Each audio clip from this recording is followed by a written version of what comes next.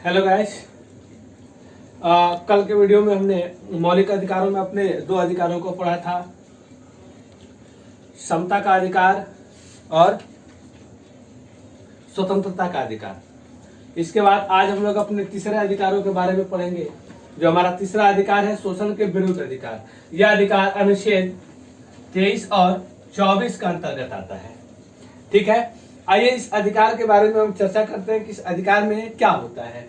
अनुच्छेद 23 जो है, जब हमारा कोई शोषण कर रहा हो, शोषण के विरुद्ध अधिकार का मतलब है कि जब हमारा कोई शोषण कर रहा हो तो उसके विरुद्ध हमारे संविधान में कुछ हमारे अधिकार हैं, उस अधिकारों के का उपयोग करके हम उस व्यक्ति पर कार्रवाई करा सकते हैं, प्रशासन की मदद ले सकते हैं। अनुच्छेद 23 ये कहता है कि मानव व्यापार, मानव तस्करी जो है या मानव जो खरीद फरोख्त होता है, जो महिलाओं को, बच्चों को, आदमियों को जो बाहर भेजा जाता है चुरा करके, मानव तस्करी पर अनुच्छेद 23 के अंतर्गत आपका अधिकार है कि आप मुकदमा दायर कर सकते हैं और अपराधी को कड़ी से कड़ी सजा हो सकती है। बलात् श्रम, ये बाल श्रम नहीं है, ये दूसरा है। बाल श्रम नीचे है। बाल श्रम अनुच्छेद 24 में यह बलात् श्रम है, यानी कि जबरदस्ती आप किसी से मजदूरी नहीं करा सकते। बलात् मतलब कि जबरदस्ती जो है, आप किसी से मजदूरी नहीं करा सकते, उसको किसी दबाव में नहीं रख सकते, कि कोई दबाव नहीं दे सकते आप उसको मजदूरी करने के लिए, अपना काम कराने के लिए। बंधुआ मजदूरी, जो आप जानते हैं कि जैसे पूर्वज में से किसी ने कर्ज ले लिया हो तो पीढ़ी दर पीढ़ी उसके यहाँ उसी के एवज में मजदूरी कर रही हो, उससे हम लोग बंधुआ मजदूरी कहते हैं। वो मजदूरी, यदि मजदूर जाकर के मुकदमा दायर करता है तो मालिक को सजा हो सकती है। यह अनुच्छेद 23 में ऐसा प्रावधान किया गया है।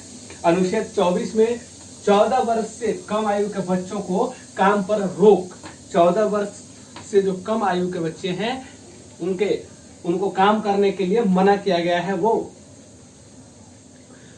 काम पर नहीं जा सकते, क्योंकि सरकार ने स्वतंत्रता के अंतर्गत, स्वतंत्रता के अधिकारों के अंतर्गत ये अधिकार दिए हैं कि 14 वर्ष तक के आयु के बच्चों को फ्री में शिक्षा दी जाएगी, मुफ्त में शिक्षा दी जाएगी। ऐसा हमने कल के वीडियो में पढ़ा था। अब हमारा चौथा है धार्मिक स्वतंत्रता का अधिकार।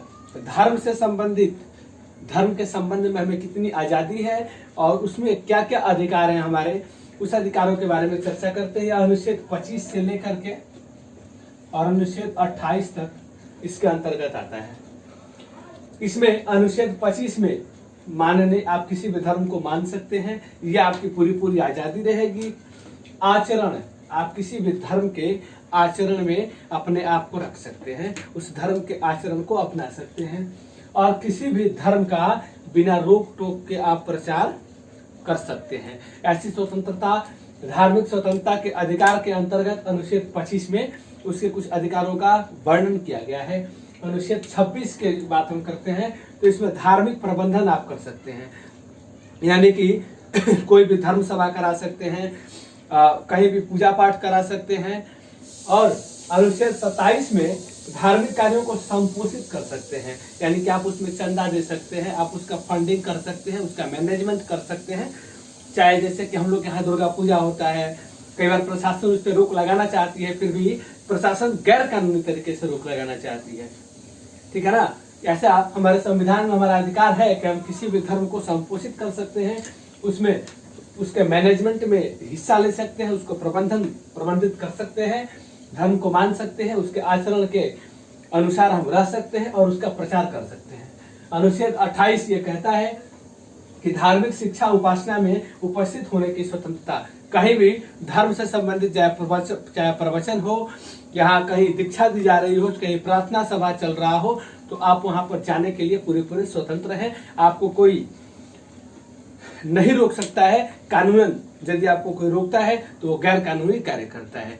धार्मिक स्वतंत्रता के अधिकार में अनुच्छेद 25 से 28 तक इन्हीं चीजों का वर्णन है। बड़े विस्तार के साथ आप वीडियो को पॉज करके और आप बारी बारी से बारीकियों के साथ देखेंगे, क्योंकि सब धर्म से जुड़ा हुआ है। थोड़ी सी मिस्टेक जो है आपका एक उत्तर गलत कर सकता है। धर्म मानना, उसके आचरण के अनुसार रहना और उसका प्रचार करना अनुच्छेद 25। धार्मिक प्रबंधन करना, यानी कि जो हमारे धर्म का मैनेजमेंट में हिस्सा लेना, वो अनुच्छेद 26। धार्मिक कार्यों में फंडित करना, चंदा देना, अनुच्छेद 27। और उसके प्रार्थना सभा में, पूजा में, प्रवचन में शामिल होना अनुच्छेद 28 के अंतर्गत आता है। शोषण के विरुद्ध अधिकारों में अनुच्छेद 23 और 24 है और ये 25 से 28 तक है। अब हम आगे पढ़ रहे हैं। अब हम पढ़ रहे हैं 5वें अधिकार को, संस्कृति एवं शिक्षा संबंधी अधिकार। इसमें अनुच्छेद 29 में ये जो संस्कृति एवं शिक्षा संबंधी जो अधिकार है ये केवल अल्पसंख्यकों के लिए, यानी कि जो माइनॉरिटी में रहते हैं उनके लिए ये अधिकार खास करके जारी किए गए हमारे संविधान में। अल्पसंख्यकों के हितों का संरक्षण अनुच्छेद 29, बड़े ध्यान के साथ आपको याद रखना है। अल्पसंख्यकों के शिक्षा का जो संरक्षण है अनुच्छेद 30, ये बड़ा ही कंफ्यूज करता है, बड़ी दुविधा वाला प्रश्न है। अनुच्छेद 29 हितों का संरक्षण अल्पसंख्यकों से संबंधित और अनुच्छेद 30 अल्पसंख्यकों के शिक्षा से संबंधित। ये जो चीजें हैं खास करके आदिवासियों के लिए, आदिवासियों की संख्या माइनॉरिटी में होती है, हमारे यहाँ अल्पसंख्यक के रूप में होते हैं, तो खास करके उनके लिए ये दो जो अनुच्छेद हैं इसमें कानूनों का वर्णन, अधिकारों का वर्णन किया गया है।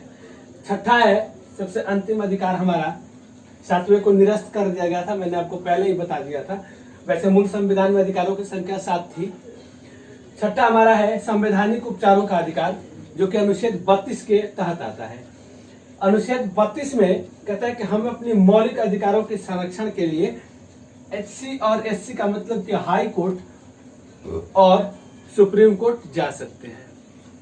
ठीक है ना, हम अपने मौलिक संरक्षण के अधिकारों हेतु, उसकी रक्षा हेतु हाई कोर्ट और सुप्रीम कोर्ट कहीं भी जा सकते हैं। कई बार हम हाई कोर्ट को बाईपास करके सुप्रीम कोर्ट भी डायरेक्ट जा सकते हैं, ऐसा हमारे पास अधिकार है।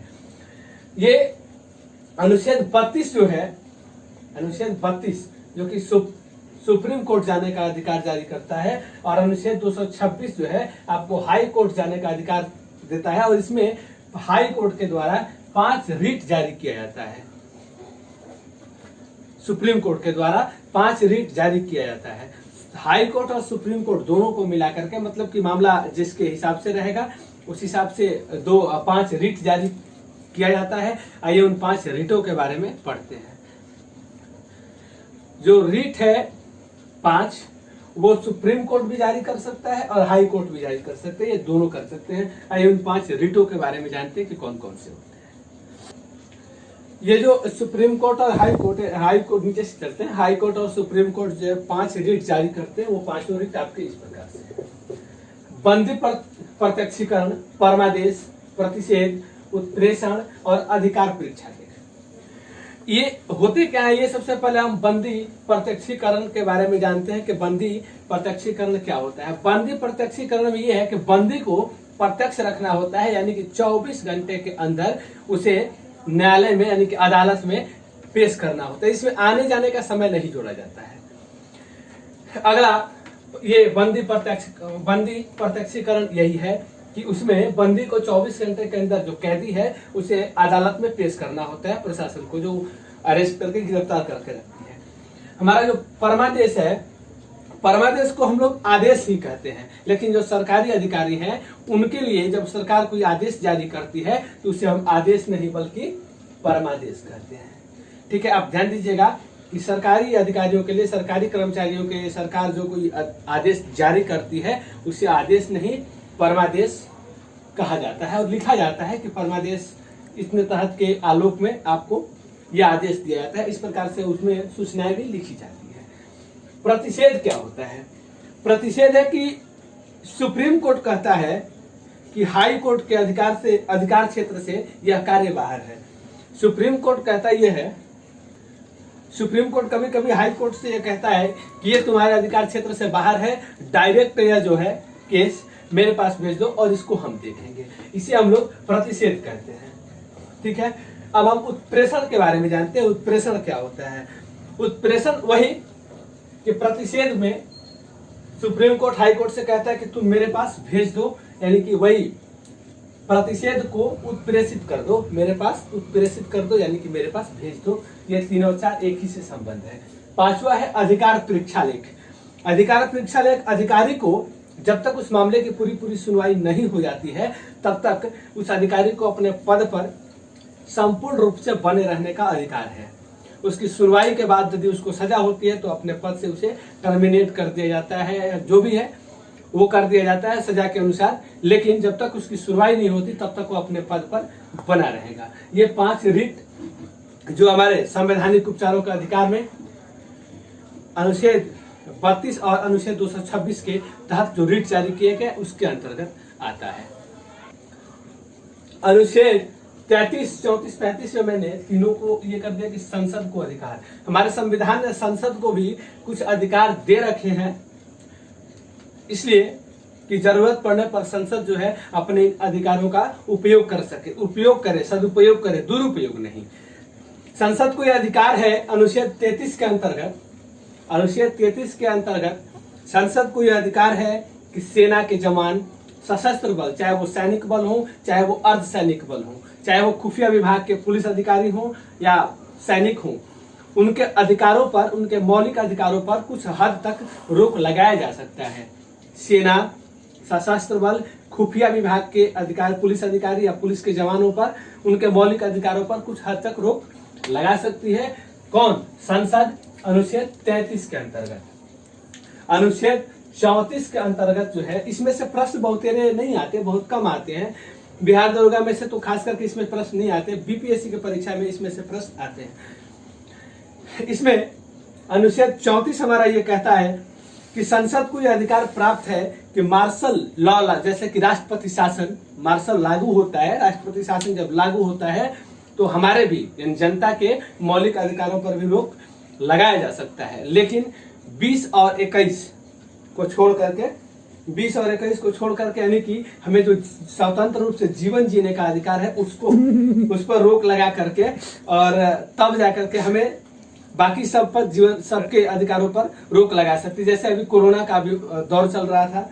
कोरोना में क्या था कि हम घर में स्वतंत्र जीवन जी सकते थे, किसी सभा में नहीं जा सकते थे, कोई सभा नहीं कर सकते थे या कोई अन्य कार्य नहीं कर सकते थे, बल्कि उसके अलावा स्वतंत्र रूप से घर में रह करके, एकांत में रह करके जीने का पूरा पूरा अधिकार था हमें। ये अनुच्छेद 34 जो है 21 और 22 को छोड़कर, यानी कि जीवन जीने के अधिकारों को छोड़कर बाकी सभी अधिकारों पर राष्ट्रपति शासन या मार्शल लागू होने पर रोक लगा सकती है।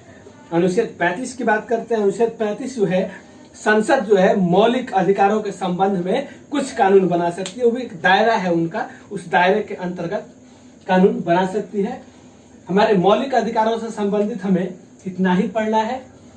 कल पार्ट 1 में हमने 2 अधिकारों के बारे में पढ़ा था, आज ये पार्ट 2 है, इसमें हमने पूरे मौलिक अधिकारों को विस्तार से पढ़ा है। उम्मीद करूंगा कि इसमें से कोई प्रश्न आपके नहीं छूटेंगे।